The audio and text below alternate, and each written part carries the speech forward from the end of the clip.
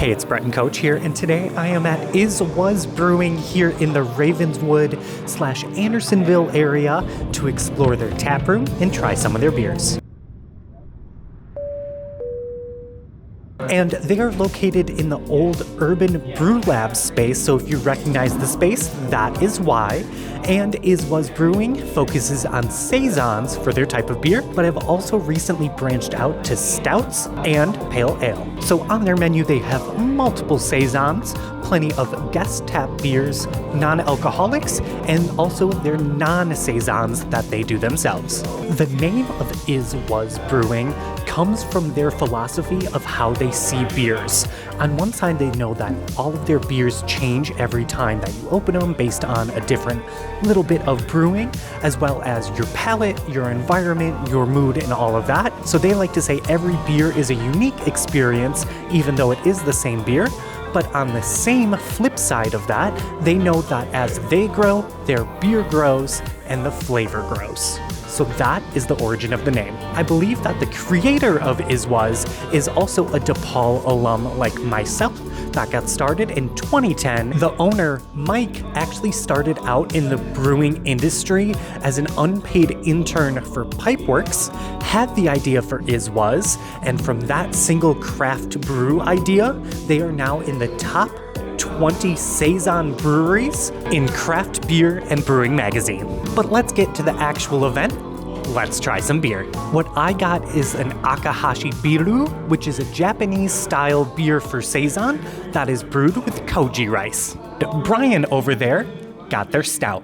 So let's actually try the beer. Good saison fruity funk smell to it. Very floral, very fruity. I really enjoy it. Personally, I'm a big fan of saisons because I do like a good funk to my beer. It does have a creaminess, which I think comes from the rice, but I feel like it has a lot of stone fruit flavors, a part of that funk. I would probably give this an 8 out of 10. I actually really enjoy it. Super smooth, and it goes down really easy. Also, I believe that my beer is at 5.2%, but let's grab Brian's stout, which is at 4.9%. Beautiful dark stout color. Nice coffee stout aroma from it. It's not the most powerful stout because it's clearly not barrel aged, but it's still refreshing in its own way. It does have a good coffee flavor without being so overpowering like a lot of stouts can have. I think I actually do prefer it at this chill temperature versus stouts are usually served a little bit warmer, but I actually really enjoy this too. It's really easy going down, so I'd probably give this a 7.5. Besides having the tap room, you can also buy stuff in the brewery for to go. And if you are ever interested in trying them, I believe they do have an online store, and you're able to fill out a form if you want to distribute it because they distribute it themselves. So besides just the beer that they sell here, they sell t-shirts and hoodies, as well as a little bit of munchy snacks in case you need something with the alcohol. I would describe the tap room as very cozy, very quaint, not super loud music, but very chill. I love all of the little lighting accents, as well as all the wooden and brick tables and walls. I really like it here. I could see myself bringing like a computer and do editing here, having a drink or two, but I really like the space.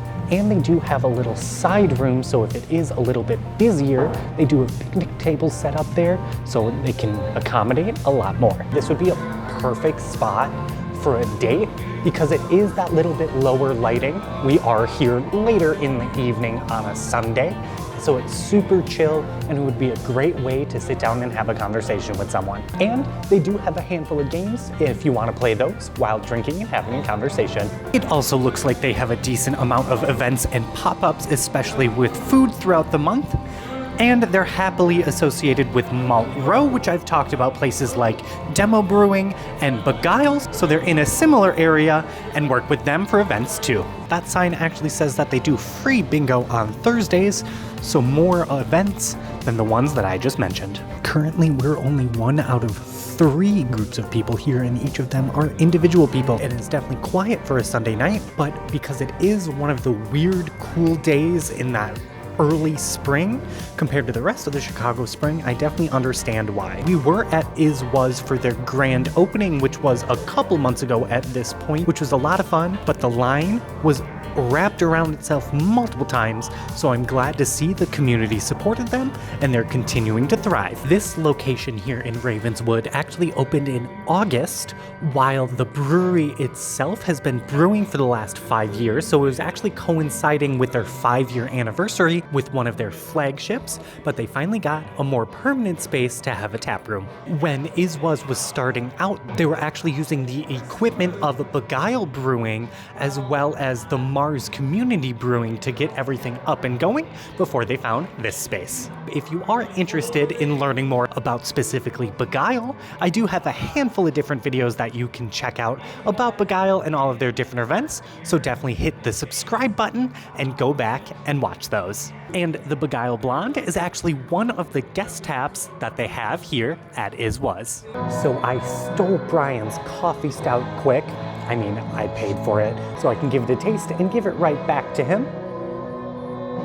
Ooh, much stronger coffee scent on it. A lot stronger coffee flavor, but still very similar. It is 4.9% like the previous stout, but this has more of a robust coffee bean, smoky flavor that coffee has. I really enjoy this too. I would also give this a 7. But what I got was Tree Tipper, which is a 6.1% ABV Saison brewed with honey, as well as actually the tips of spruce trees, so it'll definitely have a good piney flavor. Smells very botanical, which, I mean, that's what Is Was tries to do. Ooh, that actually has a nice balance of fruity sweetness with an undertone of pine. I really enjoyed this too. Again, it could be just the style of Saison, but versus this, as well as the Biru previously, I think they're knocking it out of the park. I would give this an 8, and I thoroughly enjoy when beers like this and breweries get inventive. I have tried a good amount of breweries in the last couple weeks. This beer actually might be a standout for what I've tried recently. I don't give a lot of 8, 9, 10s out like that.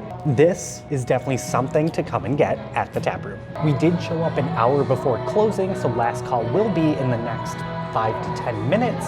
And that also adds to the fact of why it's so quiet. And big shout out to Brian for this video that I keep commandeering his beers before he gets a taste. I'm going to taste his Midwest Pale Ale, which actually uses lager yeast in the brew.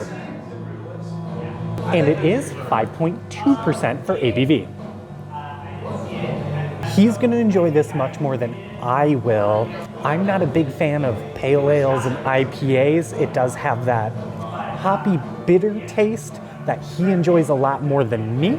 I do think it does have a nice floral flavor, but the bitterness is just slightly too much for me, so I'm going to pass this on to him. Here you go.